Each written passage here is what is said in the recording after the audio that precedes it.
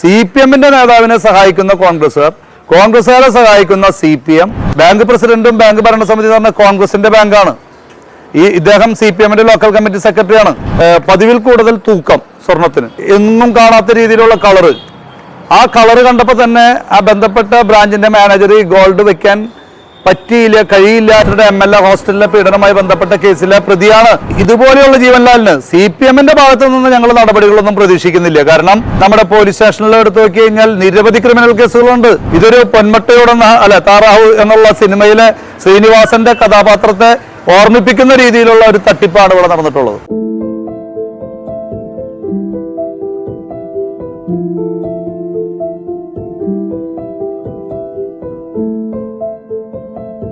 ഈ ഇരിഞ്ഞാലക്കുട നിയമസഭാ മണ്ഡലത്തിനകത്ത് കോൺഗ്രസിൻ്റെയും CPM-ൻ്റെയും ഒരു ഔഷധ കൂട്ടുകെട്ടിൻ്റെ ഉത്തമ ഉദാഹരണമാണ് ഈ കാട്ടൂർ സർവീസ് സഹകരണ ബാങ്കുമായി ബന്ധപ്പെട്ട ഗോൾഡ് വായ്പ. നമുക്കറിയാം, കരിവന്നൂർ സർവീസ് സഹകരണ ബാങ്കിലെ തട്ടിപ്പുകൾ പുറത്തു വന്ന് നമ്മൾ ഒരുപാട് തട്ടിപ്പ് കഥകളും അതിൻ്റെ രക്തസാക്ഷികളെയും ഒക്കെ നമ്മൾ വീക്ഷിച്ചു വന്നിട്ടുള്ളതാണ്. ഇപ്പോൾ കാട്ടൂർ സർവീസ് സഹകരണ ബാങ്കിലാണ്. ഇത് കാട്ടൂർ സർവീസ് സഹകരണ ബാങ്കിൻ്റെ പ്രവർത്തന പരിധി എന്ന് പറഞ്ഞാൽ കാട്ടൂർ പഞ്ചായത്തിൻ്റെ കീഴിൽ വരുന്ന സ്ഥലങ്ങളാണ്. ഇത് പൊർത്തുശ്ശേരിയിലെ CPM-ൻ്റെ ഉന്നത സ്ഥാനത്തിരിക്കുന്ന CPM-ൻ്റെ ലോക്കൽ കമ്മിറ്റി സെക്രട്ടറി ശ്രീ ജീവൻലാലിന് കാട്ടൂർ സർവീസ് സഹകരണ ബാങ്കിനകത്ത് നവംബർ മാസത്തിലും ഡിസംബർ മാസത്തിലും ഗോൾഡ് വായ്പ ഏകദേശം 40 ലക്ഷം രൂപയോളം ഗോൾഡ് പണയം വയ്ക്കാനുള്ള സംവിധാനം ഒരുക്കി കൊടുക്കുന്നു. സാധാരണഗതിയിൽ സഹകരണ നിയമം അനുസരിച്ച് ബാങ്കിനകത്ത് അതിൻ്റെ റൂൾസൊക്കെ അനുസരിച്ച് ബാങ്കിനകത്ത് സ്വർണ്ണപ്പണയ വായ്പ വെക്കണമെങ്കിൽ മാനേജർ, ക്ലർക്ക്, സീനിയർ അക്കൗണ്ടൻറ്റ് 3 പേരും സൈൻ ചെയ്തിട്ട് വേണം കൊടുക്കാൻ. പക്ഷേ കാട്ടൂർ സർവീസ് സഹകരണ ബാങ്കിനകത്ത് ഈ ഗോൾഡ് ലോണുകളൊക്കെ 30/11, 2/12, 17/11, 6/12, 15/12 വെച്ചിക്കണ loan, collection agent, daily staff, driver, ഇതാണ് ഈ ഗോൾഡ് ലോണുകൾ ഈ കാട്ടൂർ സർവീസ് സഹകരണ ബാങ്കിനകത്ത് വെച്ചിട്ടുള്ളത്. ഇതിൽ വ്യക്തമായിട്ട് പറയുന്നുണ്ട്, മാനേജർ ഈ ഗോൾഡ് കണ്ടപ്പോൾ തന്നെ പതിവിൽ കൂടുതൽ തൂക്കം സ്വർണത്തിന്, അതുപോലെ തന്നെ എന്നും കാണാത്ത രീതിയിലുള്ള കളറ്. ആ കളറ് കണ്ടപ്പോൾ തന്നെ ആ ബന്ധപ്പെട്ട ബ്രാഞ്ചിൻ്റെ മാനേജർ ഈ ഗോൾഡ് വെക്കാൻ പറ്റിയില്ല, കഴിയില്ല എന്ന് ബാങ്ക് പ്രസിഡന്റ് അറിയിക്കുകയും അദ്ദേഹം അതിൽ നിന്ന് പിന്മാറുകയാണ് ഉണ്ടായെന്നാണ് ഞങ്ങൾ അന്വേഷണത്തിൽ നിന്ന് അറിയാൻ കഴിഞ്ഞത്. തുടർന്ന് ആണ് ബാങ്ക് പ്രസിഡന്റിന്റെ നിർദ്ദേശപ്രകാരം ഈ പൊർത്തുശ്ശേരിയിൽ നിന്ന് വന്ന CPM-ൻ്റെ ലോക്കൽ കമ്മിറ്റി സെക്രട്ടറിക്ക് സഹായിക്കുന്നതിന് വേണ്ടിയിട്ട് അദ്ദേഹത്തിൻ്റെ ഡ്രൈവറും കളക്ഷൻ ഏജൻറ്റും ഡെയിലി സ്റ്റാഫും ഈ ഗോൾഡ് വായ്പ വെച്ചുകൊണ്ട് കൊടുക്കുന്നത്. ഇതുമായി ബന്ധപ്പെട്ട് സെക്ഷൻ 65 എൻക്വയറി നടന്നിട്ടുണ്ട്. ഇതുമായി ബന്ധപ്പെട്ട് തുടർന്ന് വെച്ചിട്ടുള്ള അദ്ദേഹത്തിൻ്റെ സ്വർണ്ണ പരിശോധിക്കുന്നതിന് വേണ്ടി അപ്രൈസറെ ചുമതലപ്പെടുത്താൻ പറഞ്ഞിട്ടുണ്ട്. ഇതൊന്നും ഈ ബാങ്ക് പ്രസിഡന്റോ ബാങ്ക് ഭരണസമിതിയോ ചെയ്യുന്നില്ല. ബാങ്ക് പ്രസിഡന്റും ബാങ്ക് ഭരണസമിതി എന്ന് പറഞ്ഞാൽ കോൺഗ്രസിന്റെ ബാങ്കാണ്. ഇദ്ദേഹം CPM-ന്റെ ലോക്കൽ കമ്മിറ്റി സെക്രട്ടറിയാണ്.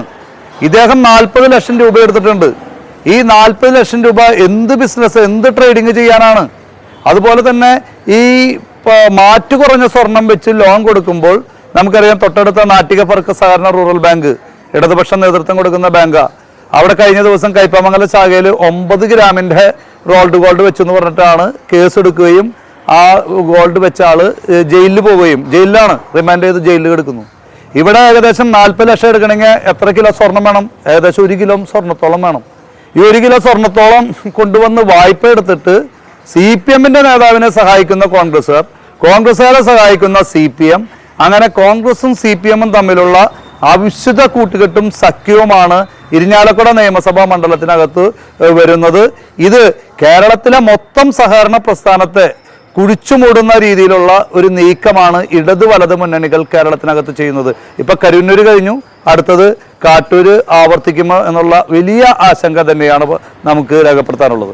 ഞങ്ങൾ ഈ വിഷയവുമായി ബന്ധപ്പെട്ട് പറയുന്നത്, ബന്ധപ്പെട്ട ഈ അന്വേഷണം ഞങ്ങൾ പരാതി ED-ക്ക് കൊടുത്തിട്ടുണ്ട്, ബന്ധപ്പെട്ട വകുപ്പുകൾക്ക് കൊടുത്തിട്ടുണ്ട്. ഇതുമായി നല്ലൊരു എൻക്വയറി നടത്തണം. പക്ഷെ ഈ 40 ലക്ഷം രൂപയൊക്കെ എടുത്ത് ഈ ഒരു മാസത്തിനകത്ത് എന്ത് ക്രയവിക്രയമാണ് ചെയ്യുന്നത്? ഇത് ദേശവിരുദ്ധ പ്രവർത്തനമാണോ? അല്ലെങ്കിൽ ഏതെങ്കിലും രീതിയിലുള്ള വലിയ തീവ്രവാദ പ്രസ്ഥാനങ്ങൾക്ക് കോപ്പ് കൂട്ടുന്നതിനുള്ള രീതിയിലാണോ ഈ ഫണ്ടുകൾ ഉപയോഗിക്കുന്നത്?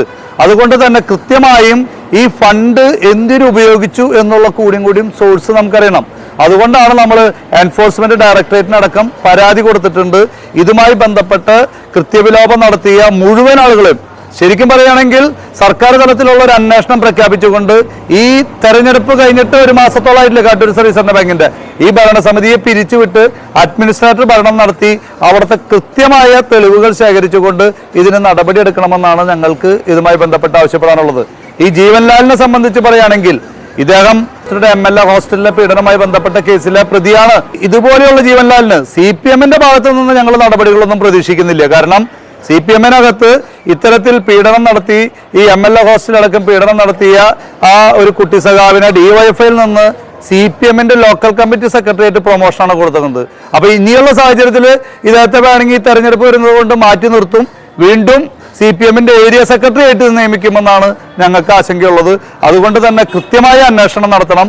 ഇതിൽ കുറ്റക്കാർക്കെതിരെ ശക്തമായ നടപടിയെടുക്കണം. ഇത് നടപടിയെടുത്ത് വരുമ്പോൾ ജീവൻലാലിനേക്കാളും കൂടുതൽ കുറ്റം ചെയ്തിട്ടുള്ളത് ബാങ്കാണ്.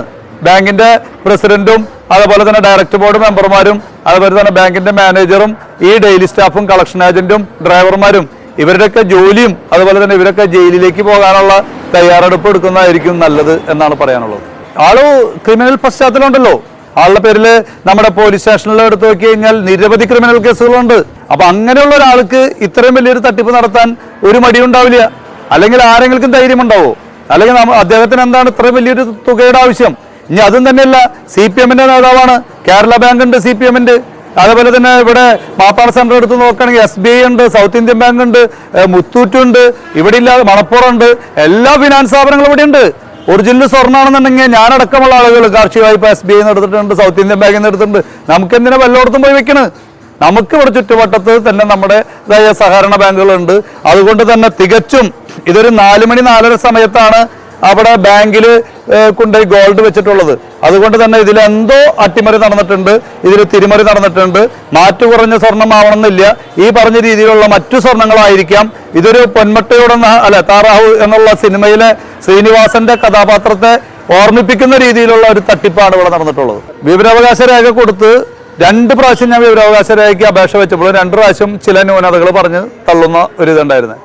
മൂന്നാമത് എനിക്ക് കിട്ടാതെ നേരിട്ട് ഞാൻ അയാളുടെ അടുത്ത് പോയി.